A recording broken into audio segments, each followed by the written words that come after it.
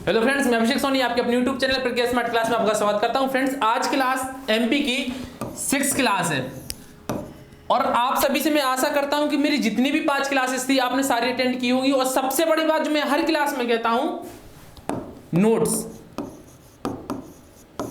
देखिए, इस चीज में मत रहिएगा कि भाई सर पढ़ा देते हैं, आए सर ने क्लास ली पढ़ा दिया, अब तो और अच्छा है, आप लोग के लिए सारी क्लासेस कंटिन्यूस में मिल रही है ना। तो इस चीज में बिल्कुल नहीं रहना कि सर आए क्लास पढ़ाया हमने पढ़ लिया मतलब काम हो गया। चीजों को भूल जाएंगे, पेपर में इजी क्वेश्चंस भी आएगा, इजी क्वेश्चंस भी आप 1 नंबर गवा कर आएंगे। नोट्स बनाना है, मेरी क्लास की नहीं, प्रज्ञा स्मार्ट क्लासेस में जितनी टीचर्स मेहनत कर रहे हैं सिर्फ आपके लिए, सारे टीचर्स के स्पेशल नोट्स बनाना है, सारे सब्जेक्ट से नोट्स बनाना है। 12 से हमारी 4 तक क्लास रहती है, जैसा कि कंटिन्यूसली क्लास आपको मिलने लगी है, सबसे अच्छी बड़ी बात है। कंटिन्यूसली क्लास अटेंड करना है, उसके बाद आपको नोट्स जो आपने मेकिंग किए हैं उनको पे क्या करना है, काम करना है, सारे नोट्स को रिवीजन करना है।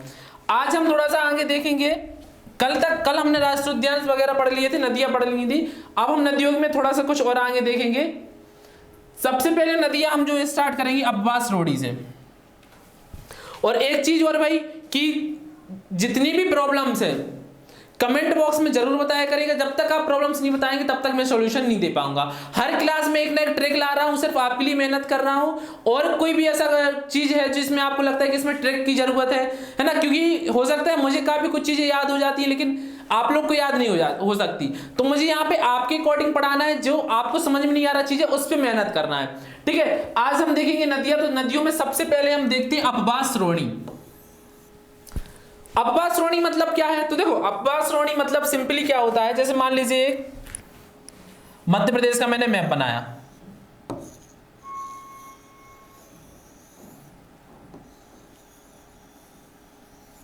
ये हमारा मध्य प्रदेश का मैप हो गया, ठीक है।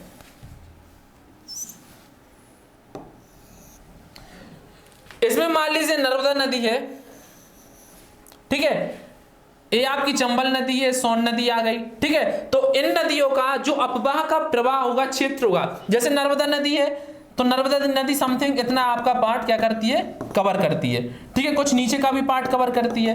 तो इसको जो एक मतलब जहां जहां तक इसका पानी जा रहा है, जो जो इसकी जिले हैं पानी से प्रभावित है या पानी की क्या कर रहा है, उसका उपयोग कर रहा है, वो क्या कहलाती है, अब्बास रोड़ी कहलाती है। अब हमें देखना है कि मध्य प्रदेश में कितनी अब्बास रोड़ियां हैं।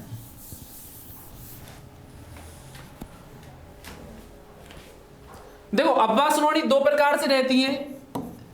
इसको अपन ने 2 तरीके से क्लासिफिकेशन किया। पहला किया बड़ी नदी का जल ग्रहण क्षेत्र, नदी द्रोणी।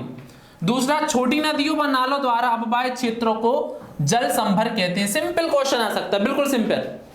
क्या आएगा क्वेश्चन कि बड़ी नदी मतलब जैसे नर्मदा है, ठीक है। इसके अलावा आपकी सोन नदी हो गई, आपकी केन नदी हो गई, जो आपने नाम सुने हुए, तो सारी कैटेगरी में किसमें आती है, बड़ी नदियों में। तो बड़ी नदी का जल ग्रहण, नदी द्रोणी और छोटी नदी या नालों द्वारा अपवाहित क्षेत्रों क्या कहते हैं, जल संभर। तो सिंपल सा क्वेश्चन आएगा कि जल संभर कहा जाता है। 4 ऑप्शंस रहेंगे। एक ऑप्शन रह सकता है कि बड़ी नदी का जल ग्रहण, दूसरा आ सकता है छोटी नदी व नालों द्वारा अपवाहित, या फिर आ सकता है सहायक नदियों द्वारा जल ग्रहण। तो ऑप्शन आ सकती है, आपको बस याद क्या रखना है कि भाई संभर और द्रोणी। द्रोणी मतलब एक बड़ा रूप, तो बड़ा रूप कब होगा, जब बड़ी नदी होगी, बड़ी नदी का जल ग्रहण होगा।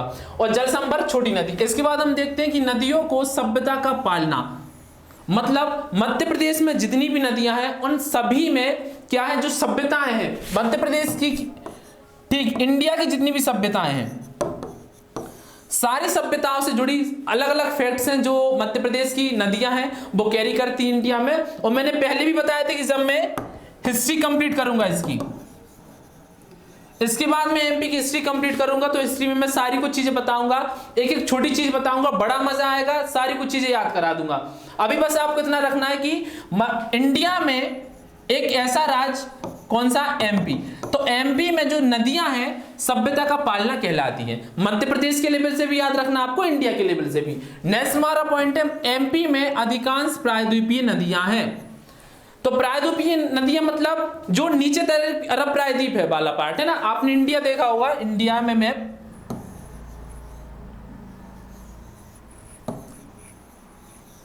तो कुछ नदियां रहती है हिमालय की, जैसे गंगा अपनी है ना, यमुना, इसके बाद आपकी सिंधु है ना, ब्रह्मपुत्र आपकी, इसके अलावा नीचे की नदियां रहती हैं, जो नीचे की नदियां कहलाती है अरब प्रायद्वीप, और नीचे की नदियों वाला अरब प्रायद्वीप भाग में आता है किसकी, मध्य प्रदेश की सारी नदियां। अब इसमें कुछ दिए नदियां जिनकी आपको क्या रखना है, क्रम से याद। सबसे बड़ी मध्य प्रदेश की नदी कौन सी, नर्मदा नदी, कितनी, 13-12, ठीक है। इसके बाद चंबल 965, इसके बाद आपकी सोन 780, ताप्ती 724 और लास्ट हमारी बेतवा 480। तो सिंपली बस आपको एक क्रम याद रखना है, इसी में कल ट्रिक बता दूंगा। आज आपका काम क्या है कि सबसे पहले तो आज आपका वर्क है इनको याद करना। पहले अपने लेवल पे वर्क करो, उसको है ना याद करो, जब याद हो जाएगा तब इसकी ट्रिक बहुत अच्छी तरीके से याद हो जाएगी। चीजों को याद करने के बाद आप ट्रिक पे काम करेंगे तो इजीली उसको याद कर सकते हैं। सिंपली अभी याद रखना है कि सबसे बड़ी नर्मदा, क्वेश्चन देखो कई प्रकार से आ सकते हैं। मैंने कल भी बताया था कि जितने भी फैक्ट्स लाता हूं एक फैक्ट में कम से कम 4 क्वेश्चन छुपे रहते हैं।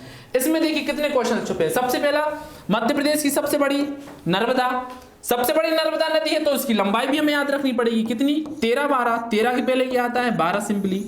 लेकिन एमपी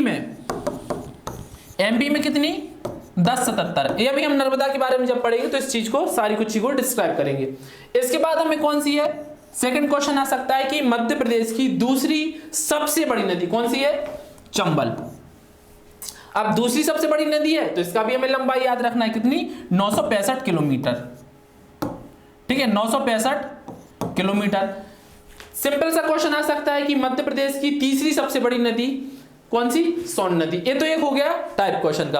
अब घुमा के क्वेश्चन कैसे पूछेगा, देखना, मध्य प्रदेश की निम्न में से किस नदी की लंबाई 965 किलोमीटर है, तो किस नदी की, चंबल की। मध्य प्रदेश की निम्न में से किस नदी की लंबाई 724 किलोमीटर है। ये सारे किलोमीटर में आप इसमें ऐड कर लेना है ना जब नोट्स बनाए तो सिंपल सा क्वेश्चन पूछेगा। एक फैक्ट से कई क्वेश्चन आ सकते हैं, आपको फैक्ट से याद रखने हैं। इसके बाद मध्य प्रदेश में अपवाह तंत्र, तो मध्य प्रदेश में अपवाह तंत्र है जो, कितने अपवाह तंत्र है आपको दिख रहे होंगे, 6 अपवाह तंत्र।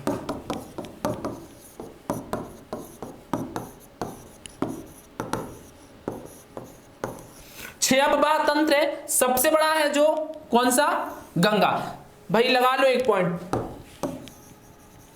जितने भी स्टार हो आसमान में पूरे लगा लो, कम नहीं होने वाले। डेली 5-10 स्टार उठाकर लगा लिया करो। क्वेश्चन आ सकता है कि मध्य प्रदेश की सबसे बड़ी नदी नर्मदा नदी। अब क्वेश्चन आएगा कि मध्य प्रदेश का सबसे बड़ा अपवाह तंत्र, गलती मत करना, नर्मदा मत टिक कर देना, गंगा इसका सही आंसर है। अगर क्वेश्चन आएगा कि मध्य प्रदेश की सबसे बड़ी नदी, नहीं आया समझ में, फिर से समझ लो। मध्य प्रदेश की सबसे बड़ी नदी नर्मदा नदी। मध्य प्रदेश की सबसे बड़ी अपवाह तंत्र तो कौन सा होगा, गंगा। ठीक है, सिंपल सा क्वेश्चन है, घुमा के पूछ सकता है वो कि भाई सबसे बड़ी नदी आपको पता है नर्मदा नदी, तो सबसे बड़ा अपवाह तंत्र बताइए, तो कौन सा होगा, गंगा का, नर्मदा का नहीं होगा। इसके बाद आता है नर्मदा, फिर ताप्ती, फिर गोदावरी, माही और इसके बाद महानदी। तो इसका भी आपको क्रम याद रखना है, सीधा सिंपल से क्रम याद रखना है। अब इतनी सारी हम ट्रिक्स पढ़ेंगे तो हम ट्रिक्स में भी क्या हो जाएंगे, ट्रिक्स का ट्रक हो जाएगा, है ना। ट्रक होगा बड़ा तो बस आप सारी कुछ चीजों को भूलने लगेंगे। तो सिंपल सा याद रखना है कि ये दो तो याद रखना है आपको, सबसे बड़ा अपवाह तंत्र गंगा और दूसरे नंबर पे हमारा नर्मदा, क्योंकि नर्मदा सबसे बड़ी नदी है तो अपवाह तंत्र के मामले में उसका सेकंड नंबर है। चलिए आगे बढ़ते हैं। मध्य प्रदेश की सबसे बड़ी नदी नर्मदा। देखिए जो फैक्ट जो भी मैंने बताया इसमें आ गया, जबकि अपवाह तंत्र सबसे बड़ा कौन सा, गंगा अपवाह तंत्र। तो सिंपल सा क्वेश्चन है, आपको याद रखना है। नेक्स्ट हमारा है गंगा अपवाह तंत्र। हम जो हमारे भी 6 अपवाह तंत्र थे इनको क्रम से पढ़ते हैं। तो सबसे पहला हमारा जो अपवाह तंत्र है कौन सा, गंगा। तो इसमें हम देख लेते हैं भाई कौन कौन सी नदी आ रही है और कौन कौन सा इसमें तंत्र आ रहा है। ठीक है, तो गंगा अपवाह तंत्र देखो उत्तर एवं उत्तर पूर्वी जिलों में विस्तृत। तो उत्तर की जितनी नदी बताऊंगा मैं, सिंध नदी से इसका स्टार्ट होता है ना अपवाह तंत्र, भी हम इसमें मैप में देख ले रहे हैं पूरा। तो सिंध नदी से इसका स्टार्ट होता है गंगा अपवाह तंत्र, और उत्तर पूर्वी जिलों में जितने भी नदियां हैं सारी किसमें आती है आपकी, गंगा अपवाह तंत्र में। 3 उपतंत्र हैं। सिंपल सा क्वेश्चन पूछ सकता है, सिंपली क्वेश्चन पूछेगा, कॉन्स्टेबल में ज्यादा डीप नहीं जाएगा, लेकिन नहीं पता तो डीप हो जाएगा और टफ हो जाएगा क्वेश्चन। गंगा अपवाह तंत्र में कितने उपतंत्र, 3 उपतंत्र, यमुना, टोंस और सोन। तीनों आपको पता है कि यमुना, टोंस और सोन तीनों नदियां इसमें गंगा में मिलती है, तो इसका क्या हो जाएगा, 3 उपतंत्र हो जाएंगे, यमुना, टॉन्स और सोन। अब देखो इसकी एक ट्रिक भी बताता हूं मैं, कुछ नदियां भी हम पढ़ेंगे, जैसे एक यमुना। तो मध्य प्रदेश की कितनी नदियां यमुना की सहायक नदियां, या कौन कौन सी नदियां जो यमुना में जाकर मिलती है, तो उसकी ट्रिक है सिंपल सी, केबीसी, कैन, बेतवा, चंबल। 3 नदी, कैन, बेतवा, चंबल, तीनों नदी यमुना की है। सीधी सिंपल ट्रिक याद रखना है, केबीसी। पहले भी कहा था चीजों को इजीली करके याद कराऊंगा, इजीली तरीके से याद कराऊंगा। नहीं हो रही याद कि यमुना में कौन कौन सी नदियां समाहित होती है, तो केबीसी याद रख लो बस। कौन बनेगा करोड़पति, केबीसी, केन, के से कैन, वे से बेतवा और सी से चंबल। ये हो गई हमारी यमुना की नदियां। तो ऐसी कई सारी ट्रिक्स हैं जो आपको समय समय में बताता जाऊंगा। जहां पे मुझे लगेगा भाई ट्रिक से याद करना, तो ट्रिक से बताऊंगा। जो चीजें मुझे लगता है कि भाई आपको डायरेक्टली याद रखना पड़ेगा, उसमें मैं डायरेक्टली बताऊंगा। ट्रिक होगा भी तो नहीं बताऊंगा, क्योंकि ज्यादा ट्रिक्स बताऊंगा आप कंफ्यूज हो जाओगे। चंबल की, इसके बाद चंबल आ जाता है ना, चंबल। चंबल की सहायक नदी, चंबल की सहायक नदी कौन कौन सी है, क्षिप्रा, पार्वती, कालीसिंध, बनास, बामनी, कुनो, कुमारी, कुंद। क्या पढ़ा दिया भाई सर ने, इतना सारा नाम। तो इसमें से अपन को मुख्य मुख्य याद रखना है, एक क्षिप्रा याद रख लो, एक पार्वती, एक कालीसिंध, बनास है ना, एक कुनो याद रख लो। बस इतने नाम आप याद रख सकते हो, सफिशिएंट। जब इतने नाम याद हो जाए फिर अपन को बाकी का काम भी करना। इसकी एक ट्रिक भी बना सकते हो आप। इसकी एक ट्रिक है, छी पार्वती बनी काली, है ना, छी पार्वती बनी काली। तो एक ट्रिक है सिंपल सी, आप बना सकते हो। छी से हमारा क्षिप्रा हो जाएगा, पार्वती इसमें है ही, बा से हमारा बनास हो जाएगा, है ना, और इसके अलावा आप देखोगे काली से हमारी काली सिंध हो जाएगी। ठीक है, तो ये हमारी ट्रिक थी छोटी सी, जो इस तरीके से आप इसको याद रख सकते हो। अन्य नाम पूछ ले भाई चंबल के, कई बार आ चुका है पेपर में। प्रीवियस ईयर के कांस्टेबल के उठाओगे चंबल का, आपको अन्य नाम मिल जाएगा। एसएससी के एग्जाम से उठाओगे तो चंबल से क्वेश्चन से, चर्मवती, धर्मावती, कामधेनु, रतिदेव और कीर्ति। सिंपल से नाम है, तो 3 से 4 बार पढ़ोगे इजीली याद हो जाएंगे। यह नदी मध्य प्रदेश व राजस्थान की मध्य प्राकृतिक सीमा बनाती है। कल की क्लास में जितनी भी ये नदियां सीमा बनाती है मध्य प्रदेश की चारों ओर से, सारी चीजों को कवर कराऊंगा। एक वीडियो में एक ट्रिक बताऊंगा, इजीली याद हो जाएगा। अभी बस आपको नोट्स में याद नोट करना है कि मध्य प्रदेश व राजस्थान की जो मध्य प्राकृतिक सीमा बनाती है, कौन बनाती है, हमारी चंबल नदी बनाती है। ये देखिए चंबल नदी है ना,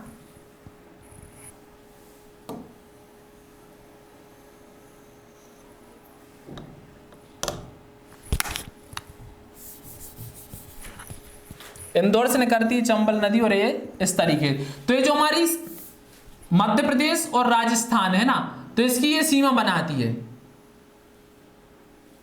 और यहां जाके यमुना में मिल जाती है, तो इसकी सीमा बनाती है। तो इसी तरीके से सारी नदियों को बता दूंगा। यहां से नर्मदा नदी निकालेंगे अपन, देखना यहां से अनूपपुर से निकलेगी, फिर आएगी ये डिंडोरी, फिर मंडला, इसके बाद जबलपुर, फिर नरसिंहपुर, देन रायसेन, होशंगाबाद, सीहोर, हरदा, देवास, खंडवा, खरगोन, बड़वानी, इसके बाद बड़वानी के बाद जाएगी धार, और धार से अलीराजपुर में कहा चली जाएगी, खंबात की खाड़ी में। तो इस तरीके से नदियों को निकालना सीखेंगे अपन। कल इसलिए सीखेंगे क्योंकि आज आपका काम है जितनी भी मैं नदी बता रहा हूं सबका उद्गम स्थल और समागम सिर्फ याद करना है। उद्गम स्थान याद कर लिया, समागम याद कर लिया, इसके बाद हम कल मैप में नदियां देखेंगे। उससे होगा क्या, देखो एक तो नर्मदा नदी किससे, अनूपपुर से, दूसरा डिंडोरी, तीसरा मंडला, ठीक है, चौथा आपका जबलपुर, पांचवा नरसिंहपुर, छठवां रायसेन, सातवां होशंगाबाद,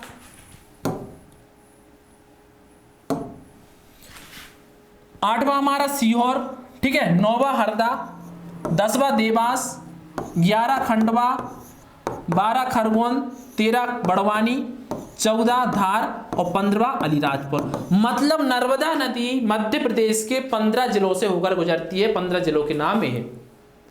कितना याद हो गया भाई, अनूपपुर से अपन ने निकाली नदी, अपन ने सीक्वेंस वाइज नदियों को निकालते हुए कहां पे आ गई है? सबसे पहले डिंडोरी, मंडला, जबलपुर, नरसिंहपुर, फिर रायसेन, होशंगाबाद, सीहोर, हरदा, देवास, खंडवा, खरगोन, बड़वानी, धार और अलीबाजारपुर से हमने इसको खंबाती खाड़ी में निकाल दिया। अब देखो कितने फैक्ट याद होगा। एक फैक्ट तो याद होगा कि नर्मदा नदी मध्य प्रदेश के कितने जिलों से गुजरती है? तो 13 जिलों से। दूसरा फैक्ट सीधा सिंपल सा पूछेगा, नर्मदा नदी निम्न में से किस जिले से होकर नहीं गुजरती? तो 4 आपको ऑप्शंस दे देगा, हरदा, ठीक है, इसके बाद दे दिया मान लो डिंडोरी, है ना, इसके अलावा एक आपको ऑप्शन दे दिया मान लो यहीं के पास का सिवनी, और एक दे दिया नरसिंहपुर। या तो ट्रिक याद कर लो भाई, ट्रिक याद करोगे नर्मदा नदी तक सीमित रह जाओगे। अपन कल मैप में सारी नदियां निकालेंगे, ये हमने चंबल निकाल दी, फिर अपन यहाँ से जोइला निकालेंगे, फिर ताप्ती निकालेंगे, है ना, ताप्ती यहाँ बैतूल से निकलेगी, मुल्ताई बैतूल से। तो सारी नदियों को यहाँ पे अपन सीख लेंगे एक बार मैप में बनाना, तो इससे सारे फैक्ट्स आपको याद हो जाएंगे, इजीली आपके माइंड में रहेंगे कि नर्मदा नदी निकलती है तो अनूपपुर, डिंडोरी, मंडला, जबलपुर, नरसिंहपुर, यहाँ होकर वही खंबाती खाड़ी में चली जाती है। तो हम इजीली इसको बता सकते हैं। चीजों को लॉजिकल तरीके से सीखना स्टार्ट करो, याद करना बंद कर दो, क्योंकि इतना सारा जीके ऐड होता जा रहा है, करंट भी, आपका साइंस भी, आपको सारी कुछ चीजें याद करनी है। चीजों को समझना सीखो, जस्ट चलोगे अच्छी चीजों को याद करना, समझना सीखो, समझने से सारी कुछ चीजें आपको याद हो जाएंगी। और उसी तरीके से मैं पढ़ाने की कोशिश कर रहा हूं कि भाई चीजों को आपको समझाऊं, याद ना कराऊं। 2 से 3 बार आप प्रैक्टिस करेंगे। मैंने पहले ही बताया था कि भाई खाली ब्लैंक आपको मध्य प्रदेश का मैप लेना है, उसमें सारी चीजों की प्रैक्टिस करना है। एक आप 4 से 5 बार प्रैक्टिस करेंगे, इजीली आपको सारी कुछ चीजें समझ में आ जाएंगी। पढ़ो ऐसा कि पढ़ा सको, पढ़ो ऐसा कि पढ़ा सको। तो अपन को ऐसा ही पढ़ना है भाई कि अपन पढ़ा सके। मान लो कल को कांस्टेबल बन गए, किसी ने छोटा सा क्वेश्चन पूछ लिया, अपन पे नहीं बना, तो अपन को ऐसे ही पढ़ना है सारी कुछ चीजों को समझते हुए कि अपन आगे जाकर किसी को समझा भी सके। इसके बाद हम आगे चलते चंबल नदी में। तो यह यमुना नदी के साथ लश्कर के मैदान ग्वालियर की सीमा बनाती है, ठीक है। तो सिंपल सा क्वेश्चन आ सकता है कि भाई यमुना नदी के साथ निम्न में से कौन सी नदी ग्वालियर में लश्कर के मैदान की सीमा बनाती है? मतलब जो सीमा बनाती है ग्वालियर, उस सीमा को नाम दिया गया है लश्कर के मैदान में। तो कौन सी नदी है? चंबल नदी है। चंबल एक अध्यारोपित नदी है। अध्यारोपित मतलब जैसा कि मैंने बताया था, अभी अपन इसमें गए थे मैप में, तो इस तरीके से हमने बताया। तो अध्यारोपित मतलब ओवरलैप। तो यहां से छोटी छोटी और नदियां निकलती है, तो सारी नदियों को ओवरलैप करती हुई चंबल नदी आगे बढ़ती है, तो इसलिए उसे कहा गया है अध्यारोपित नदी कहा गया है, ठीक है। इसके बाद जो कि अपने मध्य भाग में उत्खात भूमि का निर्माण करती है, जिसे चंबल खंड कहते हैं। तो ये तो सिंपल है, चंबल खंड, चंबल नदी। अब देखो, जो आपने सुना होगा चंबल के डाकू, तो चंबल के डाकू के लिए प्रसिद्ध था चंबल खंड। चंबल खंड में सबसे ज्यादा क्या है, कई प्रकार के, कई विशेष डाकू हैं जिनका हमें नाम भी आगे जाके ऐतिहासिक घटनाओं में मिलेगा, तो उनको भी अपन पढ़ेंगे। इस नदी के जल द्वारा अब नालिका पर्दन से भिंड मुरैना के निकट खाई हो गई है। तो ये फैक्ट नहीं है, फैक्ट ना आ सकता है, लेकिन आपको सिंपली याद रखना है। अगर क्वेश्चन डीप में जाएगा, अगर घुमाने वाला क्वेश्चन आएगा, तो ये इसी तरीके से क्वेश्चन आएंगे। अबवा क्षेत्र की बात करें तो अबवा क्षेत्र, देखो भाई, अब सबसे बड़ी चीज जो बच्चों को याद नहीं होती, अबवा क्षेत्र मत होने दो, कोई दिक्कत नहीं है। कल अपन प्रैक्टिस करेंगे, जैसे नर्मदा नदी का प्रैक्टिस किया, सारी नदियों को मैप पे बताऊंगा, मैप से निकालेंगे हम, पूरी मैप में नदियां बहा देंगे, है ना। तो सब सारी नदियों को अपन देखेंगे, उससे इजीली आपको क्या हो जाएगा, इसका अबवा क्षेत्र नदियों का याद हो जाएगा। एक क्वेश्चन यहां से आ सकता है कि भाई चंबल नदी, इसका जो अबवा क्षेत्र है तो कितना है, तो कितना है 43,200 वर्ग किलोमीटर। उतना ज्यादा इंपॉर्टेंट नहीं है, याद रख सको तो रखना। सिंपल सा क्वेश्चन आ सकता है, अगर आएगा 43,200 फिक्स नहीं आएगा, 4300 समथिंग आ जाएगा, है ना। अलग अलग क्वेश्चन आएगा, तो आपको भी एक मोटा मोटा हिसाब रखना है कि भाई 4,000 4,500 के लगभग इसका अबवा क्षेत्र है। दर्शनीय स्थल सबसे ज्यादा इंपॉर्टेंट है, दर्शनीय स्थल सबसे ज्यादा इंपॉर्टेंट है, जैसे पाताल पानी। तो पाताल पानी किस नदी, चंबल नदी, और कहां पे, इंदौर। दोनों चीज याद रखना है। चूलिया जलप्रपात किस नदी, तो चंबल नदी, और इसका है कहां पे, तो मंदसौर में है। इसकी जो ऊंचाई है कितनी है, 18 किलोमीटर।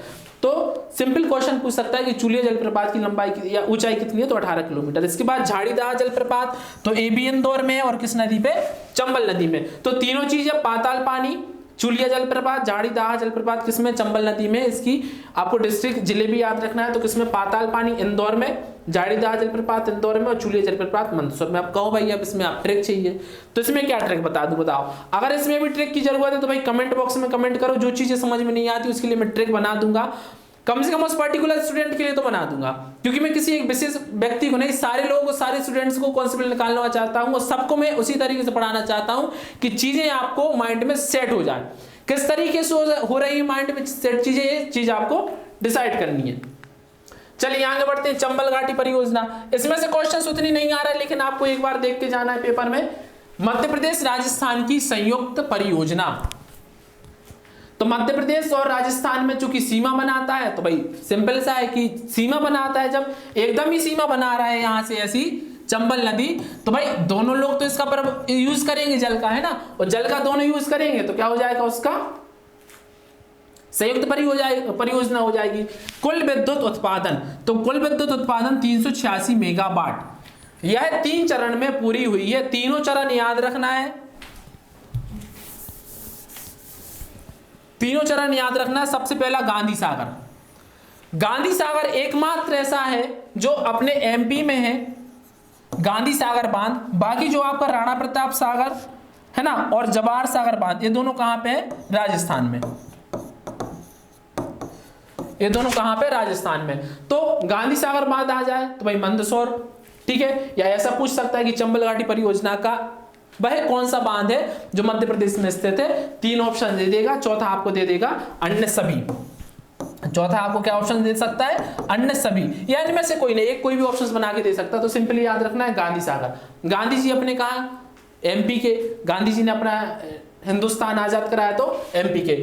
और राणा सागर बांध, आपको नाम से स्पष्ट लग रहा होगा, राणा सागर, तो राणा प्रताप कहां के, राजस्थान। जवाहर सागर बांध, ये भी कहां पे, कोटा, राजस्थान। अब एक एक की हम डिस्क्राइब की बात करें तो शिलान्यास इसका गांधी सागर बांध का 7 मार्च 1954 को जवाहरलाल नेहरू के द्वारा प्रारंभ में 1960 में बना। प्रथम व सबसे बड़ा बांध, तो मध्य प्रदेश का सबसे प्रथम और सबसे बड़ा बांध कौन सा है, गांधी सागर बांध है, जो कि कब बना, 7 मार्च 1954 में। राणा प्रताप सागर बांध की बात करें तो शुरुआत 1964 और 172 मेगावाट। इसके बाद जवाहर सागर बांध की बात करें तो शुरुआत 1971 और इसका मेगावाट 99 मेगावाट। तो इनमें से क्वेश्चंस ज्यादा डीप नहीं पूछेगा, इजीली आपको एक बार देख के जाना है पेपर में कि भाई कौन सा बांध कहां है और किससे रिलेटेड उसमें फैक्ट्स ऐड है।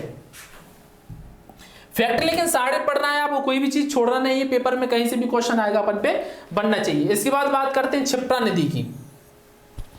क्षिप्रा नदी का उद्गम याद रखना है, सिंपली आपको काकरीबरनी पहाड़ी इंदौर से समापन इसका कहां होता है, चंबल नदी में। तो कल बहुत अच्छी तरीके से मैं सारी नदियों को डिस्क्राइब करूंगा, उसमें आपको याद हो जाएगा उद्गम, समागम, कौन सी नदी किसकी सहायक है और किस जिले से गुजरती है। तो कल की क्लास अटेंड करना बहुत जरूरी है। लेकिन आज का काम आपका क्या है कि सारे एमपी की जितनी भी नदियां बता रहा हूं सारों को नोट्स में ऐड करना है आपको और उनको रीड करना है। लंबाई की बात करें भाई तो क्षिप्रा की लंबाई 195 किलोमीटर, ठीक है। सहायक नदी, तो सहायक नदी इसकी खान और गंभीर, कई बार क्वेश्चन आ चुके हैं पेपर में, एसएससी है, कांस्टेबल है आपका, ऐसा ही सिंपल क्वेश्चन पूछता है कि खान नदी किसकी सहायक है, तो क्षिप्रा की सहायक है। अब 2 नदी है तो भाई इसमें आपको ट्रिक की तो जरूरत है नहीं, सिंपल याद रख सकते हो खान नदी और गंभीर नदी किसकी, क्षिप्रा की सहायक नदी है। इसके बाद बात करते हैं मालवा की गंगा,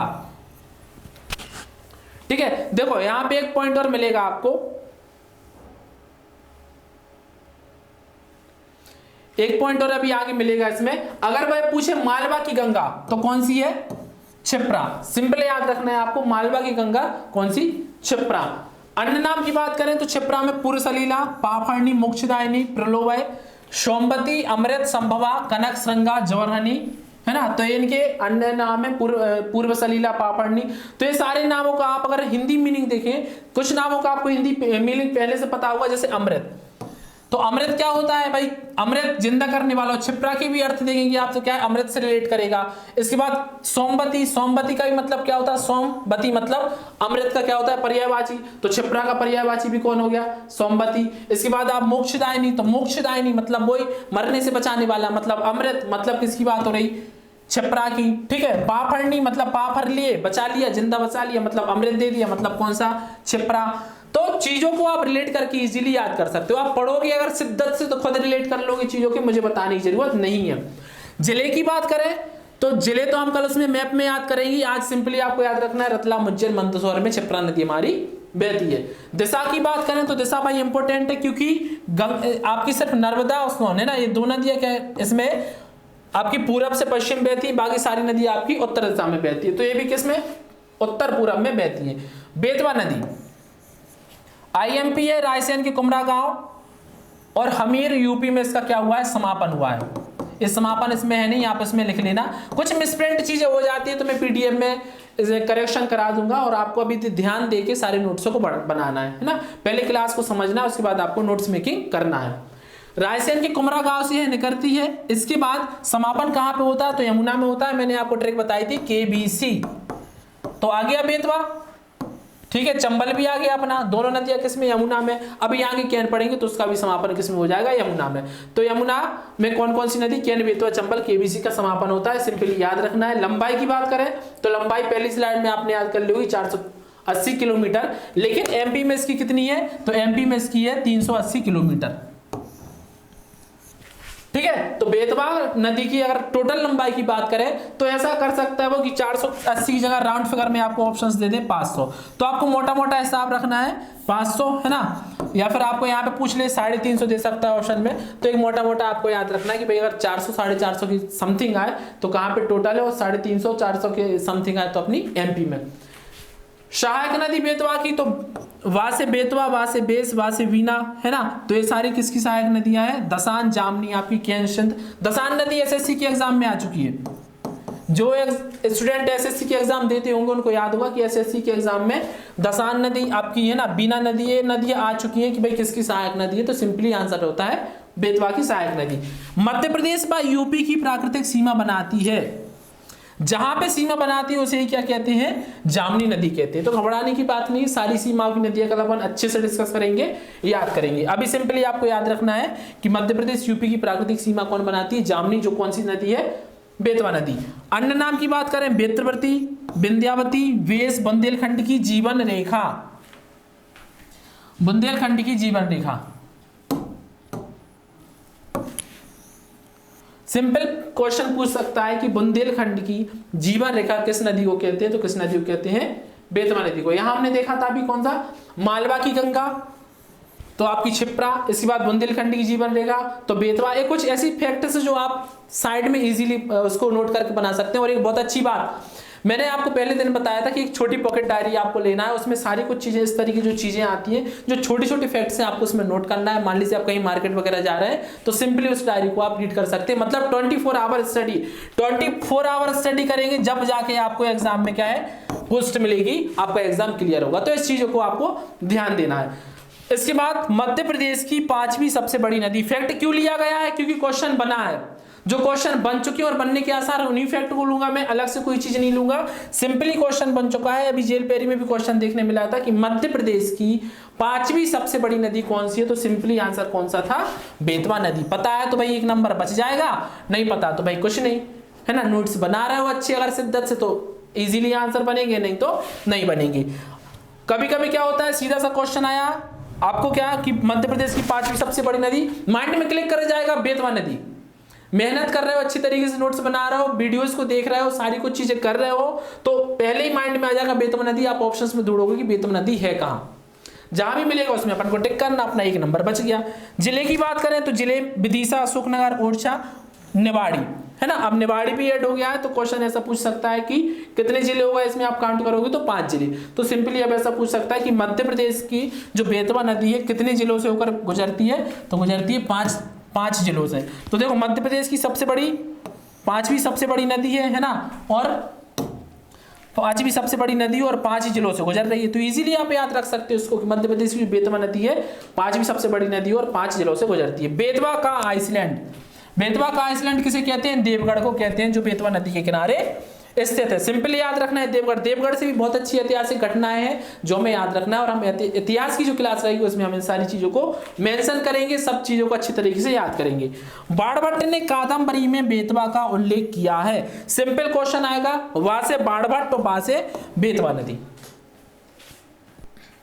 ठीक है। इसके बाद हम देखते हैं केन नदी।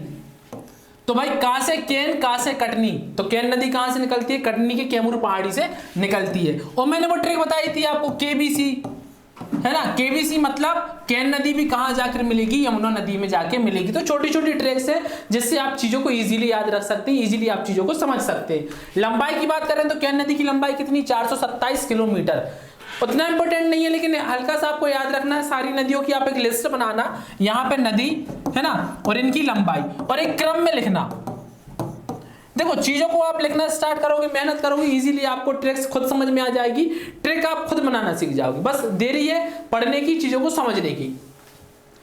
सीमा की बात करें तो पन्ना छतरपुर के मध्य, पन्ना छतरपुर के मध्य, ये देखो ये आपका पन्ना और ये छतरपुर, तो इसके मध्य सीमा बनाती है कौन सी नदी, आपकी केन नदी। ठीक है, तो सिंपली अपन को मैप में कल सारी चीजें अपन इस तरीके से देखेंगे तो आपको इजीली और याद हो जाएगी। आज अपना फैक्ट सारे कंप्लीट करते हैं। अन्य नाम की बात करें तो सुक्तमती, दीर्णवती, कर्णवती, केनास। ठीक है, ये हमारे क्या है इसके केन नदी की अन्य नाम। तो सिंपली आपको याद रखना है केन नदी के अन्य नाम सुक्तमती, दीर्णवती, कर्णवती और केनास। कहां से केन नदी, कहां से केनास, कहां से कर्णवती, है ना। दिशा, दिशा की बात करें तो ये भी पूरब दिशा में बहती है केन नदी। दर्शनीय स्थल की बात करें तो पांडव जलप्रपात, एकमात्र इंपॉर्टेंट इसका दर्शनीय जलप्रपात। तो पांडव जलप्रपात आ जाए क्वेश्चन पेपर में तो क्या सिंपली आंसर हमारा होगा क्या, केन नदी। सहायक नदी, सहायक नदी क्या है, सोनार, श्यामरी, ब्यारमा और बेधर्मा। तो ये सारी सहायक नदी पेपर में क्वेश्चन आ चुका है, इजीली आपको याद रखना है। इसकी भी आप एक टेबल बना सकते हो, नदी और इसकी सहायक नदियां, है ना। तो एक टेबल बना सकते हो आप, जिससे आपको चीजों को इजीली याद करने में क्या होगी, सहायता होगी। जहां आप टेबल बनाओगे, काम करोगे तो उसमें आपको चीजों को ट्रिक बनाना भी समझ में आ जाएगा, खुद ब खुद चीजों को आप अच्छे तरीके से समझ जाओगे, ट्रिक बनाना आपको खुद आ जाएगा। आगे चलते हम सिंध नदी की बात करें।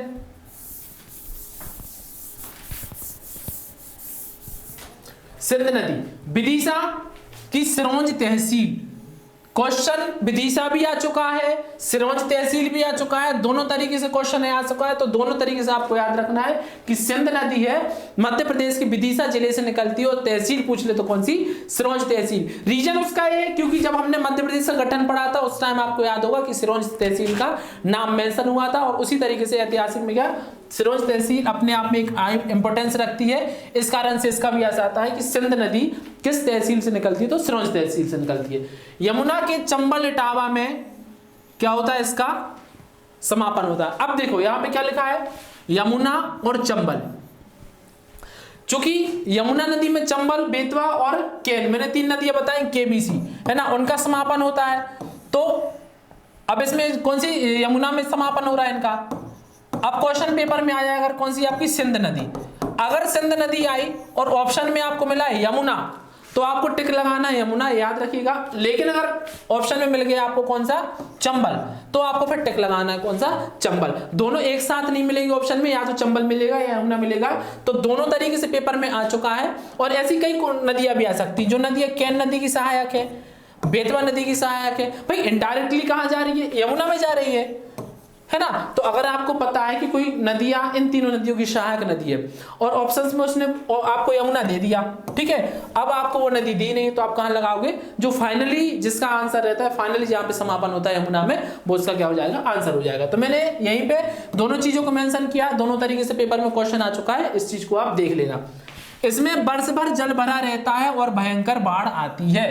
तो सिंपल क्वेश्चन है भाई कि सिंध नदी है ना, सिंध मतलब अपन देख सकते हैं साधु, तो साधु महात्मा क्या है, वर्ष भर तपस्या करते हैं, वर्ष भर तपस्या करेंगे तब तो उनको उस चीज का फल मिलेगा। तो चीजों को रिलेट करके आप याद रख सकते हैं। यह गुना जिले को 2 भागों में बांटती है, गुना और अशोकनगर, ठीक है। तो सिंध नदी गुना को 2 भागों में बांटती है, सिंपली अपन को याद रखना है। 2 वर्ड है इसमें, कितने वर्ड है, सिंध में सा और धा, तो 2 वर्ड है, तो 2 भागों में बांटती है। काली सिंध बांगली गांव अमोदिया के समीप से निकलती है, तो इसका उद्गम कहां हुआ, काली सिंध का बांगली गांव अमोदिया के समीप। सिंपली अभी याद रख लो आज आप, है ना। इसके बाद जब याद करोगे, इसके बाद मैं कल मेथड बताऊंगा, इसमें सारी नदियां अपन निकालेंगे, यहाँ से नर्मदा निकालेंगे, केन, बेतवा, चंबल निकालेंगे, तो सारी इजीली आपको याद हो जाएगी। लेकिन बशर्ते आज आपको क्या करना पड़ेगा, इनका उद्गम और समापन स्थल याद करना पड़ेगा। चंबल ठीक है। समापन किस में होता है? चंबल में होता है। तो चंबल में सबसे ज्यादा सहायक नदियां हैं, तो चंबल की मैं एक कल छोटी सी ट्रिक बता दूंगा, उससे इजीली आप याद रख सकते हो। लंबाई की बात करें तो छोटी नदी है, 150 किलोमीटर इसकी लंबाई है, 150 किलोमीटर। जिले की बात करें तो देवास, सोनकच्छ, शाजापुर, राजगढ़। जब कल हम मैप में ये निकालेंगे, कालीसिंध निकालेंगे, तो इन्हीं जिलों से होकर निकालेंगे, देवास, सोनकच्छ, शाजापुर और राजगढ़। अब आपको हल्का फुल्का भी थोड़ा बहुत याद है तो इजीली आप उसमें कर सकते हो। टोंस नदी, टोंस नदी सतना जिला के कैमूर पहाड़ी से और गंगा नदी में मिलती है। तो मध्य प्रदेश की आप कह सकते हो एकमात्र नदी टोंस नदी, जो जिसकी लंबाई सबसे ज्यादा है और किसमें गई है? गंगा नदी में। और इसी के मिलने से यहाँ पे गंगा अब्बा क्षेत्र था जो सबसे बड़ा था। ठीक है। इसके बाद अन्य नाम देखें अपन इसका, तो टोंस नदी का अन्य नाम कौन सा है? तमसा। अब तमसा से भी बहुत अच्छा इसका ऐतिहासिक घटनाएं जुड़ी हैं, तो चीजों को मैं सारी कुछ चीजों को रिलेट करके बताऊंगा। अभी आपको सिंपली याद रखना है कि टोंस नदी का पुराना नाम क्या है? तमसा। दिशा की बात करें तो दिशा कौन सी है? उत्तर पूर्व। आगे चलते हैं भाई, सोन नदी। सोन नदी यह भ्रंश घाटी है। सिंपल सा क्वेश्चन आता है, निम्न में से कौन सी नदी भ्रंश घाटी है? टिक कर देना सोन नदी। ठीक है। जो सीधे सीधे फैक्ट है उसमें कोई ट्रिक नहीं बता सकता हूं, कुछ नहीं कर सकता हूं, सिर्फ आपको चीजों को याद करना है। नोट्स बनाएंगे प्रॉपर, रात में रिवीजन करेंगे, चीजों को याद करना सीख जाएंगे। उद्गम इसकी बात करें तो सोन नदी का अमरकंटक। तो अमरकंटक से दो नदियां निकलती है, एक तो नर्मदा, दूसरी सोन। ठीक है। पहाड़ी कौन सी? अनूपपुर की पहाड़ी रहेगी, है ना, अमरकंटक पहाड़ी अनूपपुर। समापन गंगा पटना में। ठीक है। तो समापन इसका आ सकता है भाई किस नदी में? तो गंगा में। और अगर भाई जिला पूछ ले कौन सा, तो पटना। दिशा उत्तर पूर्व। सोन नदी गंगा नदी के दाईं ओर से मिलती है। भाई ये कौन सा फैक्ट आ गया? फालतू कोई चीज ऐड नहीं की गई है, पेपर में क्वेश्चन आ चुका है ऐसा कि सोन नदी गंगा नदी की किस ओर से मिलती है? तो किस ओर से मिलती है? दाईं ओर से मिलती है। सिंपली आपको याद रखना है। अन्य नाम की बात करें तो सा से सोन, सा से सुवर्ण, सा से सुभद्री, सा से सोवा, है ना। और इसका एक और नाम कौन सा? हेडनाबा। सिंपली आपको एक याद रखना है जो फैक्ट सबसे ज्यादा इंपॉर्टेंट है, सोवा किसने दिया? तो जो सोवा नाम दिया है इसको, सोन नदी को किसने दिया है? टॉलमी ने। तो इनका नाम याद रखना है कि टॉलमी द्वारा दिया गया है सोन नदी को नाम कौन सा? सोवा। सहायक नदी की बात करें तो सहायक नदी कौन कौन सी है? जोजिला है। जोजिला को सोन की प्रधान सहायक कहते हैं और सबसे बड़ी सहायक नदी है इसकी, तो इसलिए हमें इसको भी पढ़ना है। गोपद, कान्हार, गग्घर, उत्तर रायन। अब देखो जेल पेरी में सिंपल सा क्वेश्चन आया था, मध्य प्रदेश की गग्घर नदी निम्न में से किस नदी की सहायक नदी है? तो किस नदी की सहायक नदी थी? सोन नदी। और बच्चों का पेपर में क्वेश्चन क्या हो गया? गलत हो गया। चीजों को आप सोचेंगे कि भाई ये पेपर में आएगा ही नहीं आएगा, तो डिसीजन आप नहीं ले सकते। व्यापम डिसीजन लेगा, कितना ही डीप जा सकता है, कुछ भी पूछ सकता है, सारी कुछ चीजें आपको याद करना है। सोन नदी की लंबाई 780। आपको याद हो सबसे पहले अपन ने अभी बनाया था एक स्ट्रक्चर, तो 3rd नंबर पे आया था इसका, है ना, 3rd नंबर पे आया था। तो मध्य प्रदेश की तीसरी बड़ी नदी कह सकते हैं इसको सोन नदी, है ना। एमपी में लेकिन इसकी कितनी है? 509। गंगा के दक्षिण भाग से मिलने वाली सबसे बड़ी नदी कौन सी है? सोन नदी। तो ओवरऑल इंडिया की बात हो रही है, और ओवरऑल इंडिया की जब बात होती है तो चीजें क्या हो जाती है? आईएमपी हो जाती है। चीजें क्या हो जाती है? आईएमपी हो जाती है। तो आपको याद रखना है कि गंगा के दक्षिण भाग से मिलने वाली सबसे बड़ी नदी कौन सी है? सोन नदी। यह कैमूर श्रेणी व छोटा नागपुर पठार के मध्य सीमा बनाती है। कोई दिक्कत नहीं भाई, जब पठार पढ़ेंगे इस चीज को अपन मेंशन करेंगे, काफी अच्छे तरीके से याद रखेंगे। अभी सिंपली आपको नोट्स में मेंशन करनी और याद रखना है कि जो सोन नदी है कैमूर पहाड़ी व छोटा नागपुर के मध्य क्या बनाती है? सीमा बनाती है। इसके बाद सोन नदी में दुर्लभ प्रजाति के कछुए पाए जाते हैं। ये भी भाई क्वेश्चन आ चुका है जेल पेरी में कि दुर्लभ प्रजाति कछुए कहां पाए जाते हैं? तो कहां पाए जाते हैं? सोन नदी में। और इसमें सोन घड़ियाल अभ्यारण्य भी स्थित है। तो मैंने जब अभ्यारण्य पढ़ाए थे तो आपको सोन घड़ियाल अभ्यारण्य बताया था, उसमें एक फैक्ट बताया था कि सोन नदी के किनारे कौन सा है? सोन घड़ियाल अभ्यारण्य। उसी सोन नदी के नाम से इसका नाम क्या पड़ा? सोन घड़ियाल। तो इजीली याद रख सकते हो चीजों को। वाल्मीकि रामायण में बालखंड में सोन नदी को सुभागदी कहा गया है। अगर सिंपली क्वेश्चन पूछेगा तो पूछेगा क्या कि सुभागदी किस नदी को कहा गया? तो सा से सुभागदी, सा से सोबा, सा से सोन। अगर डीप जाएगा तो डीप क्या जाएगा कि सुभागदी सोम नदी में किसमें वर्णन है ना, किसमें उल्लेख है सोन नदी का सुभागदी नाम? तो किसमें? बालखंड में। तो ये भी आपको डीप में याद रखना है चीजों को। आगे बढ़ते हैं हम। अगर भाई देखो आपको लग रहा है कि सर थोड़ा सा फास्ट पढ़ाते हैं तो आप कमेंट बॉक्स में कमेंट कर सकते हैं, मैं चीज़ों को धीरे धीरे पढ़ाऊंगा। मैं आपका टाइम वेस्ट करना नहीं चाहता, है ना, कि भाई थोड़ा बहुत पढ़ा है फिर यहाँ आके गप्पे मार लिए और थोड़ा सा धीरे धीरे पढ़ा रहा है, चीजें सामने है, सारी कुछ चीजें आपकी पढ़ी हुई है। ऐसा है नहीं कि पहली बार कर रहा है, अगर पहली बार भी कोई बच्चा तैयारी कर रहा है तो सारे इस तरीके से फैक्ट लिखता हूं कि आपको सिंपली याद हो जाए, सिंपली चीजों को समझ में आ जाए। फिर भी आपको लगता है कि भाई सर अगर फास्ट पढ़ाते हैं तो आप कमेंट बॉक्स में कमेंट कर सकते हो, मैं आपको थोड़ा सा इजीली तरीके से, स्लोली तरीके से उसको समझाने की कोशिश करूंगा। तुम्बड़ नदी देखो भाई अभी तक पेपर में नहीं आई है, इसका मतलब आईएमपी हो जाती है। अगर जो क्वेश्चन पेपर में नहीं आया इसका मतलब वो अपने आप में एक इंपोर्टेंस रखता है, वो भी यूनिक क्वेश्चन है, और यूनिक क्वेश्चन है तो पेपर में कभी भी आ सकता है, व्यापक में कोई भरोसा नहीं है। तो तुम्बड़ नदी की बात करें तो उद्गम इसका कौन सा है, मंदसौर जिला, मंदसौर जिले के लामगरा में, मंदसौर जिले के लामगरा में याद रखना है तुम्बड़ नदी, और इसका जो समापन है किसमें, चंबल नदी मंदसौर में। तो मंदसौर तो नहीं पूछेगा आपसे, सिंपली पूछ लेगा किस नदी में इसका समागम है, तो किसमें, चंबल नदी में। मध्य प्रदेश का सेकंड सबसे बड़ा, ये मिस पॉइंट हुआ है, मैं इसको करा दूंगा इसमें पीडीएफ में ना, इस फैक्ट को आप देख लेना।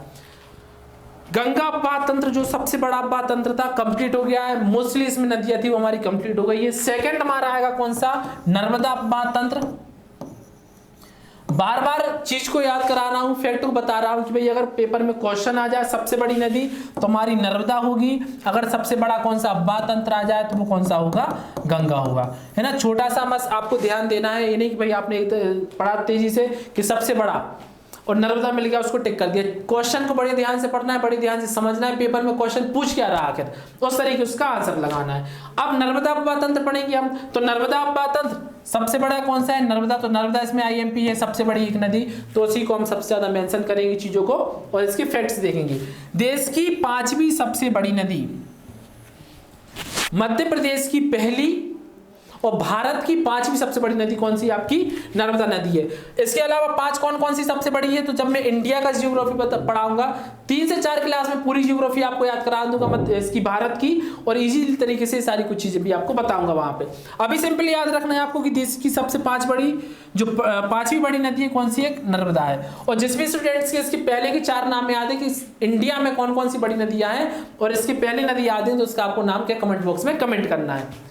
उद्गम की बात करें नर्मदा का तो सबको पता है भाई, अमरकंटक, अनूपपुर, और एक नया क्वेश्चन आ रहा है पुष्पराजगढ़ तहसील। तो चीजों को अपडेट करके पढ़ा रहा हूं भाई, इसीलिए कह रहा हूं नोट्स बना लो, चीजों को अपडेट्स करा रहा हूं, सारी कुछ चीजों को अपडेट करा के हमने स्लाइड्स बनाई है। आप चीजों को मिला लेना, कहीं भी बुक्स में नहीं मिलेंगे इतने फैक्ट्स, इतनी चीजें अपडेट किसी बुक में नहीं मिलेगी। तो सारी चीजों का अच्छी तरीके से नोट्स बनाना है, कांस्टेबल नहीं, इसके बाद एसआईपी आने वाली, तो सारी कुछ चीजों में क्वेश्चंस यहां से देखने मिलेंगे, सीधे क्वेश्चन नोट किए आएंगे क्लासेस से। तो सिंपल क्वेश्चन क्या आ रहा है, देखो अमरकंटक पुराना हो गया, अनूपपुर पुराना हो गया, अब क्वेश्चन क्या आ रहा है, तो क्वेश्चन आ रहा है कि मध्य प्रदेश की जो नर्मदा नदी है किस तहसील से उसका उद्गम स्थल है, किस नदी तहसील से निकलती है, तो कौन सी तहसील है, पुष्पराजगढ़ तहसील। समापन की बात करें तो भरूच के निकट खंबात की खाड़ी अरब सागर में इसका क्या है, समापन है। अब देखो क्वेश्चन क्या पूछ सकता है, नर्मदा का क्या पूछ सकता है आपका समापन, तो समापन क्या है, खंबात की खाड़ी, लेकिन चूंकि क्वेश्चन पुराना हो चुका है इसलिए हो सकता है कि खंबात की खाड़ी ना पूछकर अब पूछ ले वो अरब सागर। तो अगर ऑप्शंस में आपको खंबात की खाड़ी नहीं मिल रहा तो घबराना नहीं है, आपको अरब सागर जरूर मिलेगा, उस पर आपको क्या करना है, टिक करना है। इसके बाद लंबाई की बात करें तो 13-12 किलोमीटर इसकी लंबाई है, और मध्य प्रदेश में बात करें तो 1077, ठीक है। इजीली वे में याद रखना है कि मध्य प्रदेश में अगर नर्मदा की बात करें तो 1077, और ओवरऑल में बात करें क्योंकि मध्य प्रदेश के अलावा यहां पे मैंने बताया था आपको राजस्थान है ना, और यहां पे बताया था क्या, गुजरात, और यहां पे हमारा था नीचे महाराष्ट्र। तो जो नर्मदा नदी है, नर्मदा नदी गुजरात, महाराष्ट्र और मध्य प्रदेश तीनों से इसका जो अपवाह तंत्र है तीनों में कवर करता है। तो तीनों को आपको याद रखना है कि नर्मदा नदी तीनों में तीनों राज्यों से होकर गुजरती है, और इसलिए तीनों राज्यों से गुजरती है तो टोटल जब इसकी हम देखेंगे मध्य प्रदेश में प्लस गुजरात में प्लस महाराष्ट्र में, तो टोटल कितनी हो जाएगी, 13-12। लेकिन इंडिया इसमें मध्य प्रदेश में सिर्फ बात करें तो मध्य प्रदेश में कितनी है, 1077, और कितने जिलों से होकर गुजरती है, तो 15 जिलों से होकर गुजरती है। अभी हमने मैप में इसको बनाकर देखा था, ठीक है। इसके बाद आगे चलते हैं अपवाह क्षेत्र। चूंकि मध्य प्रदेश की सबसे बड़ी नदी है, इसलिए इसका अपवाद क्षेत्र भी याद रखना है आपको 93,180 वर्ग किलोमीटर, मतलब 89.9% जो मध्य प्रदेश की नदियां है वो कौन सी नदी कवर करती है, नर्मदा नदी कवर करती है। इजीली याद रखना है, इंपॉर्टेंट फैक्ट है, आपको आईएमपी करके नोट में मेंशन करना है। अपवाह तंत्र, अपवाह तंत्र इसका क्या है, वृक्षनुमा। वृक्षनुमा मतलब जो हमने यहां बनाया था, है ना,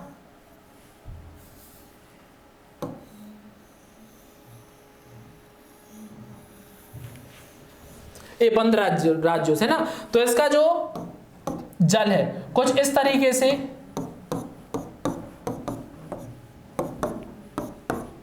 ऐसा ऐसा जाता है ना, तो एक कैसा, एक वृक्षनुमा आकृति बनाता है। तो इसका जो अपवाह क्षेत्र है, इसका अपवाह क्षेत्र हो जाएगा ये पूरा, है ना, तो ये अपवाह क्षेत्र हो गया पूरा, और इसका अपवाह क्षेत्र पूरा कैसा, एक वृक्षनुमा आकृति का बनता है। तो सिंपली आपको चीजों को समझ के याद रखना है।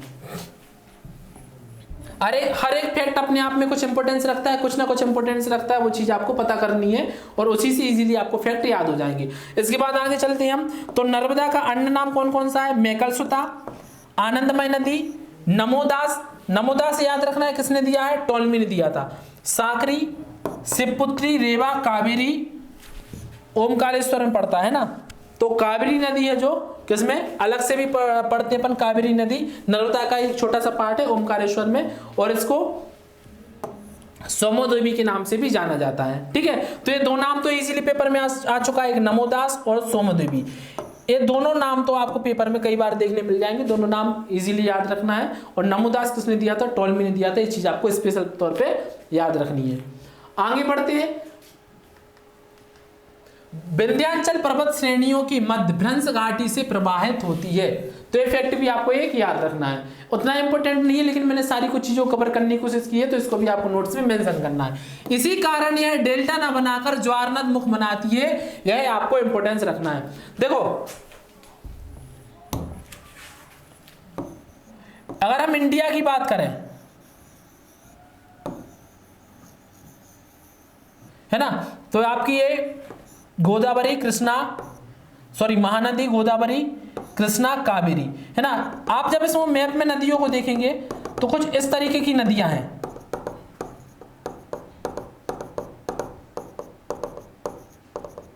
तो क्या कहलाता है, ये डेल्टा कहलाता है। डेल्टा मतलब आपकी नदी आ रही है, जो ये मान लो कोई नदी है, ठीक है, अब इसमें आ गई क्या, रुकावट, रुकावट आने से क्या होगा, इसमें क्या आ जाएगी, रेत, इसके साथ रेत भी आएगी, लेकिन रेत इकट्ठी तो होती जाएगी, ये रेत इकट्ठी होती गई, लेकिन जो जल है तो रेत के बीच बीच में से होकर ऐसा ऐसा निकलेगा, है ना, तो ये आपका टापू तरीके का तो बन जाएगा एक डेल्टा, लेकिन पानी उसके अंदर से होकर होकर रिश्ता हुआ आगे बढ़ता जाएगा। तो जो ये डेल्टा बनता है इसी को क्या कहते हैं, डेल्टा कहते हैं। अगर डेल्टा नहीं बनता है तो इसका अपोजिट क्या होता है, अपोजिट देख लेते हैं।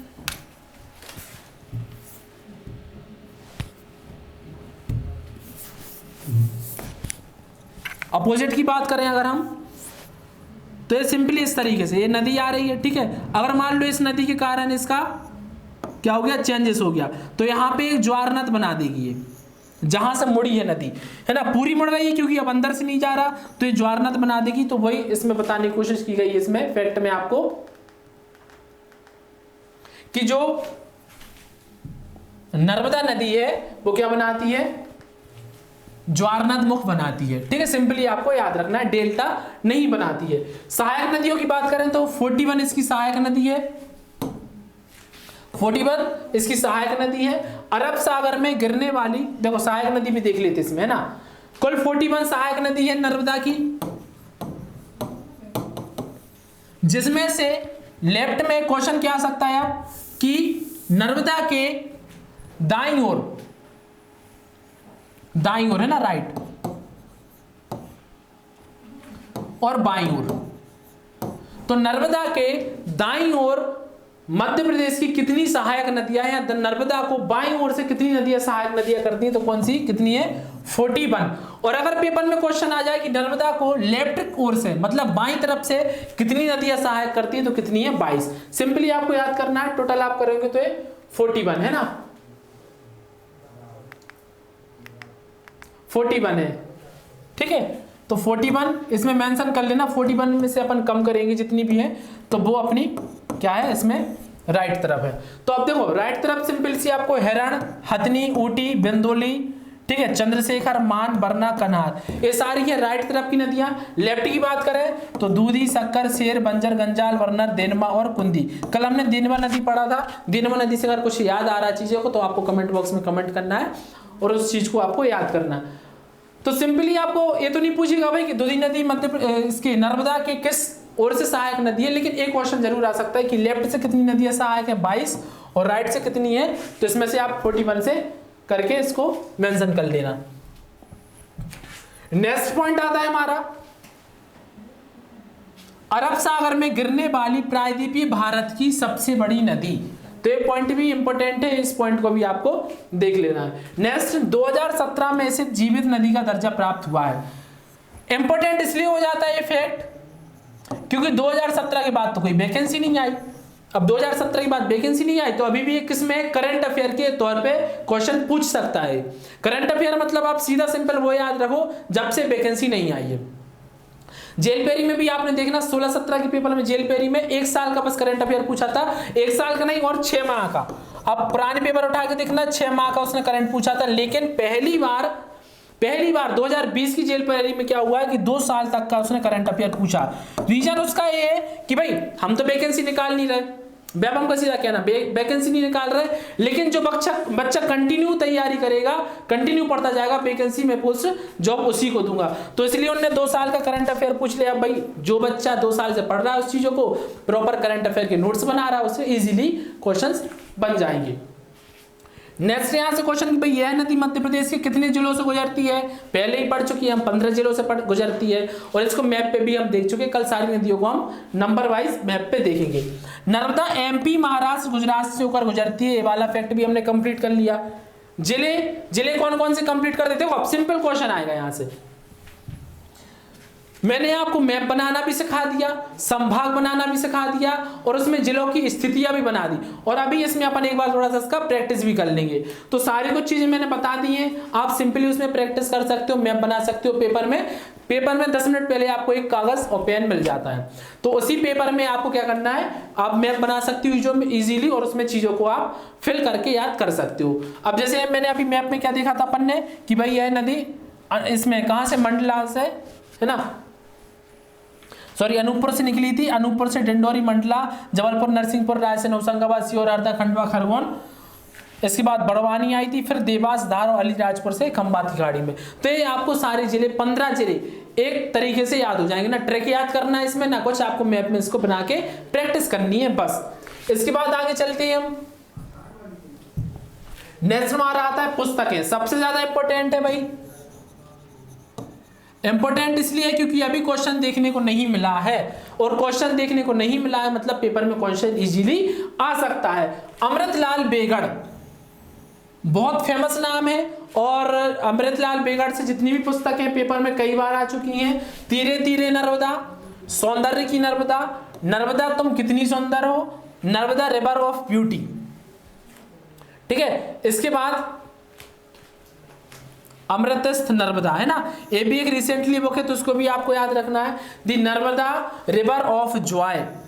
तो इतनी जितनी भी नदियां हैं सारी किनकी है, अमृतलाल बेगड़ जी की नदियां हैं, सारी आपको याद रखना है, आपको नोट्स में बना के रखना है। अब आपको जैसे पुस्तकें याद नहीं हो रही, मेरा काम है बताना, आपको पुस्तकें याद नहीं हुई तो भाई आप सीधा सिंपल सा एक कमेंट करेंगे, सर इसकी ट्रिक चाहिए, मैं आपके लिए ट्रिक बना के दे दूंगा, ठीक है। मैं फालतू की चीजें नहीं बताऊंगा, जिस बच्चे को जो जरूरत है उसी को वो चीजें पढ़ाऊंगा। आपको लगता है चीजों को आप इजीली याद कर सकते हो, भाई कोई दिक्कत नहीं है, बिल्कुल जरूरत नहीं है ट्रिक वगैरह की, इजीली याद हो रही है, चीजों को इजीली याद रखना है। इसके अलावा हम स्वर्गीय अनिल माधव दवे, तो इनकी एक पुस्तक है नर्मदा समग्र, तो भाई याद रखना है, बड़े अच्छे तरीके से इन्होंने नर्मदा के बारे में डिस्क्राइब किया, नर्मदा समग्र, और हो सके तो इनमें से कोई भी एक बुक जरूर पढ़ना, क्योंकि नर्मदा जो सबसे ज्यादा सौंदर्य रखती है मध्य प्रदेश में, और ऐतिहासिक घटनाओं में भी कई अच्छा इतिहास है इसका नर्मदा का, तो आपका एक दायित्व बनता है कि भाई नर्मदा को हम अच्छे से जाने, और बड़ी इंटरेस्टिंग तरीके से चीजों को समझ में आएगा, है ना। चीजों को अपनी लाइफ में लेना स्टार्ट कीजिए, जो भी चीज पढ़ाया जाता है उसको टेंशन के साथ, बोरिंग तरीके से नहीं, उसको अपनी लाइफ में इंटरेस्टिंग तरीके से लेना सीखो, कि भाई मध्य प्रदेश में नदियां निकलती हैं तो कितनी नदियां निकलती हैं, इतनी नदियां निकलती हैं तो भाई ये मध्य प्रदेश में भाई कहाँ कहाँ इसको प्रभावित हो रही होंगी ना, कौन कौन इसकी जल का यूज करता होगा। जैसे नर्मदा की बात करें तो नर्मदा के जितने 15 जिले हैं, 15 में से 7 से 8 ऐसे जिले हैं जिनके घर में पानी नर्मदा से ज्यादा है। अगर नर्मदा नदी ना हो तो वहां पानी नहीं मिलेगा। तो ऐसे इंटरेस्ट के साथ आप पढ़ोगे चीजों को, बहुत मजा आएगा। सुहास लिमे, IMP नाम है सुहास लिमे, इनकी एक पुस्तक है नर्मदे हर हर नर्मदे। तो सिंपल पुस्तक है, अच्छी बुक है, इसको भी आपको याद रखना है। श्री KS तिवारी, तो श्री KS तिवारी पानी उतर गया, ठीक है। तो अब देखो भाई इनको चीजों को अपन रिलेट करेंगे तो अच्छा नहीं लगेगा, आप अपने हिसाब से समझदार रिलेट करके याद रख सकते हैं कि तिवारी जी पानी उतर गया, ठीक है। कुछ भी है ना, लिमे नर्मदा हर हर नर्मदे, है ना। तो इस तरीके से आप चीजों को रिलेट करके याद रख सकते हो, ठीक है। इसमें भी माँ आ रहा, इसमें भी माँ आ रहा है ना, नर्मदे नर्मदे बार बार, ठीक है। इसके बाद अनिल माधव दबे, तो इनकी पुस्तक तो आपको ज्यादा IMP याद रखना है क्योंकि ये पुस्तक अभी रिसेंटली एग्जाम में आ चुकी है। डॉक्टर अयोध्या प्रसाद द्विवेदी, तो डॉक्टर अयोध्या प्रसाद द्विवेदी जी की बड़ी अच्छी पुस्तक है संस्कृति स्रोत सिवनी नर्मदा, मैंने पढ़ी हुई है और बहुत अच्छी पुस्तक है, बहुत अच्छे तरीके से नर्मदा के बारे में इसको डिस्क्राइब किया गया। मेन जो सिवनी है, तो सिवनी जिले में नर्मदा का क्या क्या महत्व है उस चीज के बारे में उन्होंने बताया। तो बड़ी अच्छी चीज है, आप चीजों को याद कर सकते हैं, पढ़ सकते हैं। नमामि देवी नर्मदे यात्रा, देखो भाई सिंपली क्वेश्चन आ सकता है कि नमामि देवी नर्मदा यात्रा है जो कब से कब तक चली, है ना। तो आप याद रखना है आपको 11 दिसंबर 2016 से 11 दिसंबर 2016 से ये चली अपनी यात्रा, कब तक आपकी 15 मई 2017 तक, 15 मई 2017। तो जैसा कि मैंने बताया कि भाई 2017 तक कोई वैकेंसी नहीं आई थी, तो चीज इंपॉर्टेंट हो जाती है, फैक्ट आपका इंपॉर्टेंट हो जाता है। इसको आपको याद रखना है कि 2016 से स्टार्ट हुई, 17 में समापन हुआ, 11 दिसंबर से 15 मई। इसके बाद हम आगे चलते हैं। 148 दिन और 16 जिलों को इसने कवर किया और टोटल अगर इसकी बात करें तो 3350 किलोमीटर की दूरी इसने कवर की। दर्शनीय स्थल, तो इसकी नर्मदा में कई सारे दर्शनीय स्थल है, सारे इंपॉर्टेंट है, सारे आपको क्या रखना है, याद रखना है। जैसा एक पहला आता है हमारा जलप्रपात भेड़ा घाट, ठीक है। तो भेड़ा घाट, धुआंधार, ये दोनों कहाँ पे, जबलपुर में। दुग्धधारा की बात करें तो दुग्धधार हमारा क्या है, अनूपपुर, इसमें लगा लेना जबलपुर। भेड़ा घाट कहाँ पे, जबलपुर, ठीक है। दुग्धधारा जलप्रपात ये हमारा अनूपपुर में है। और सबसे बड़ा अगर बात की जाए क्वेश्चन में, देखो सबसे बड़ा पेपर में आ जाए कि नर्मदा नदी का कौन सा जलप्रपात सबसे बड़ा है, तो सबसे बड़ा जलप्रपात कौन सा है, धुआंधार, मतलब धुआं ज्यादा ऊपर तक जाएगा, तो सिंपली याद रख सकते हो धुआंधार कितना है, तो 30 मीटर ऊंचा है। इसके बाद बात करें दुग्धधारा, तो दुग्धधारा 15 मीटर अनूपपुर में। कपिलधारा जलप्रपात ये भी अनूपपुर में 15 मीटर ऊंचा, ये भी है। सहस्त्रधारा जलप्रपात, तो सहस्त्रधारा जलप्रपात हमारा कहाँ, महेश्वर में, ठीक है। इसके बाद दर्दी जलप्रपात, तो दर्दी जलप्रपात कहाँ पे हमारा, हंडिया में। सतधारा जलप्रपात, भीमकोट, अर्जुन सिंह, ये सारी कहाँ पे, नरसिंहपुर में। मंदार जलप्रपात ये भी कहाँ अपना, हंडिया खंडवा में, ठीक है। इसके बाद नर्मदा बचाओ आंदोलन, ठीक है। तो नर्मदा बचाओ आंदोलन इसे अपन आज ही कवर कर लेते हैं, ठीक है। तो सारे दर्शनीय स्थल इंपॉर्टेंट है, सारे दर्शनीय स्थल आपको याद रखना है ना। एक इसकी लिस्ट बना लेना कि इसमें जलप्रपात लिखना एक साइड है ना, और एक तरफ लिख लेना उसका क्या, नगर या स्थल जहां पे स्थित है। तो इस तरीके से आप चीजों को इजीली तरीके से याद रख सकते हैं। इसके बाद आगे चलते हैं हम, नर्मदा बचाओ आंदोलन। ऐसा नहीं है भाई कि पुराना हो चुका है नर्मदा बचाओ आंदोलन, क्वेश्चन ना आए, क्वेश्चंस आएंगे। सिंपल सा क्वेश्चन आएगा कि नेतृत्व किसने किया नर्मदा बचाओ आंदोलन का, सिंपल आंसर इसका मेधा पाटकर। कुछ चीजें ऐसी हैं जो एक बार में याद हो सकती है, लेकिन आपको सारी चीजों को नोट करना है। इस चीज में नहीं रहना कि भाई हमें चीजें याद है, आपको जरूर कुछ ना कुछ नया फैक्ट मिलेगा, नई अपडेट्स मिलेंगी, तो आपको सारी चीजें इसमें नोट्स में अपडेट करके चलना है। देखो कारण इसका क्या था, तो बांधों एवं उनके निर्माण स्थल से लोगों के विस्थापन को रोकने के लिए क्या हुआ था कि जो सरकार है तो उसने क्या किया था कि भाई बड़ा बांध बनाने की योजना बनाई थी नर्मदा में, जिसका जो भी बांध का यूज है तो वो किस में होता, मध्य प्रदेश में होगा। लेकिन एक छोटा सा नेगेटिव उन्होंने पॉइंट दे दिया था कि जो जिस भी जिले में बांध बन रहा था उसके लोगों को वहां से विस्थापित करना था। अब आप खुद सोचिए कि भाई इतने बड़े मतलब इतने समय से कोई व्यक्ति वहां पे रह रहा है तो एक छोटे से बांध के लिए क्यों अपना घर अलग करे। तो कुछ ऐसी छोटी समस्याएं थी जिसमें नर्मदा बचाओ आंदोलन नाम से स्पष्ट है। बस आपको नेतृत्वकर्ता का नाम याद रखना है, मेन मेधा पाटकर। अन्य व्यक्तियों के नाम आ जाए तो अरुंधति राय, बाबा आमटे, शबाना आजमी, सुंदरलाल बहुगुणा और अरुण पटेल। तो इनमें से कुछ जैसे सुंदरलाल बहुगुणा है ना, बाबा आमटे, अरुंधति राय, तो इनका ऐतिहासिक में भी बहुत अच्छा एक दृष्टिकोण रहा है मध्य प्रदेश की। तो जिस दिन मैं मध्य प्रदेश की इतिहास का कवर करूंगा उसमें इन चीजों का नाम मेंशन करूंगा। आपको भी सिंपली याद रखना है कि अन्य व्यक्ति के नाम आ जाए तो अन्य व्यक्ति में अरुंधति राय, बाबा आमटे, शबाना आजमी, सुंदरलाल बहुगुणा और अरुण पटेल। 3 से 4 बार पढ़ेंगे नामों को, इजीली आपको याद हो जाएंगे। हरसुद बांध के डूबने पर छन्नेरा गांव बसाया गया था। तो हरसुद बांध था जो उसके डूबने पर क्या था, छन्नेरा गांव बसाया गया था। तो सिंपली क्वेश्चन पूछेगा, आंसर क्या हुआ, छन्नेरा गांव। नर्मदा जल विवाद, तो क्वेश्चन आ चुका है कि नर्मदा जल विवाद किन किन राज्यों के बीच है, तो किन किन राज्यों की, एमपी, महाराष्ट्र, गुजरात, राजस्थान, जो मैंने इस साइड की बताया था, है ना। इस साइड राजस्थान अपना, ये अपना एमपी था, है ना। इसके बाद ये गुजरात, ठीक है, और ये महाराष्ट्र। तो ये तो कुछ ऐसे सिंपल से क्वेश्चन है जो आपको मैंने पहला चैप्टर कंप्लीट करा दिया, तो अभी सारी कुछ चीजें आपसे इजीली बन जाएंगी। समझाने के, इसमें क्या लिखा देखो, सुलझाने के लिए वी रामास्वामी तथा डॉक्टर अंसारी की अध्यक्षता में 6 अक्टूबर 1996 को नर्मदा जल विवाद अधिकरण NWT, IMP है भाई, डेट IMP है, डेट IMP रख लेना, इसको याद रख लेना। और कई स्टूडेंट्स का तो इस डेट में बर्थ होगा आई थिंक, है ना, तो इजीली याद रख सकते हैं। नर्मदा वाटर डिस्ट्रीब्यूट्स ट्रिब्यूनल का गठन किया गया है, या तो इसका फुल फॉर्म पूछेगा तो फुल फॉर्म क्या है इसका, नर्मदा वाटर डिस्प्यूट्स ट्रिब्यूनल, या फिर इसका पूछेगा कि भाई ये स्टार्ट कब हुआ है, कब आया, तो 6 अक्टूबर 1996 में। तो एक फैक्टर से कई प्रकार के क्वेश्चन पूछ सकता है, आपको सिंपली याद रखना है। और सुलझाने किसने किया था, तो वी रामास्वामी और डॉक्टर अंसारी की अध्यक्षता में, दोनों व्यक्तियों का आपको नाम याद रखना है। सिंघुल समिति का गठन नर्मदा नदी से ही है, ठीक है। तो आपको सिंपली ये भी याद रखना है, क्वेश्चन ये अभी तक आया नहीं है लेकिन आने का चांस है कि सिंघुल समिति का संबंध किस नदी से, तो सिंपली किस नदी से, नर्मदा नदी से। नर्मदा घाटी परियोजना, नर्मदा घाटी परियोजना यह मध्य प्रदेश, महाराष्ट्र, गुजरात की संयुक्त परियोजना है, ठीक है। तो भाई मध्य प्रदेश कहां से, तो नर्मदा नदी कहां से, मध्य प्रदेश से, महाराष्ट्र, गुजरात से बहती है। इस रीजन से जो नर्मदा घाटी परियोजना है इसकी लाभ किस को मिलेगा, मध्य प्रदेश, महाराष्ट्र, गुजरात तीनों को मिलेगा। इस पर 29 बड़ी, 135 मध्यम और 300 लघु सिंचाई परियोजनाएं स्थित है। नाम याद नहीं रखना है, बस इतना याद रखना है कि कितनी बड़ी परियोजना है, तो 29, मध्यम कितनी, तो 135 और 3000 से ज्यादा, है ना। इसमें मेंशन किया है नाम मिनिमम 3000, तो 3000 लघु परियोजना है। नोट में एक चीज आपको नोट दी है, नोट रखना है आपको याद कि 1 अगस्त 2000 को Narmada hydro electric development corporation की स्थापना की गई, इसको एग्जीक्यूट करने के लिए।